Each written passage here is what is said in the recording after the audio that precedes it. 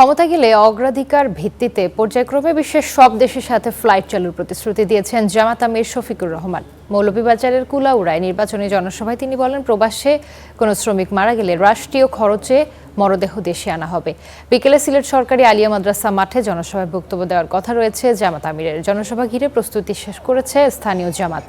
কয়েক স্তরে নিরাপত্তার ব্যবস্থা নিয়েছে আইনশৃঙ্খলা বাহিনী। সিলেটের জনসভায় সিলেট সুনামগঞ্জের 11 জন সংসদ সদস্য পদপ্রার্থীকে পরিচয় করিয়ে দেবেন তিনি। এর মাধ্যমে মূলত শেষ হবে তার দেশব্যাপী নির্বাচনী সফর। আল্লাহ তাআলা আমাকে বাঁচিয়ে রাখলে আর দেশের ক্ষুদ্র কোনো দায়িত্ব পালনের সুযোগ পেলে সিলেট এয়ারপোর্ট পূর্ণাঙ্গ আন্তর্জাতিক বিমানবন্দর হবে ইনশাআল্লাহ। যুক্তরাজ্যে বিপুল সংখ্যক প্রবাসী সিলেটিরা আছেন। ম্যানচেস্টার এয়ারপোর্ট এর সাথে আমাদের কানেকশন ছিল। ইনশাআল্লাহ ম্যানচেস্টারবাসী তারা নিয়মিত ফ্লাইট পাবেন।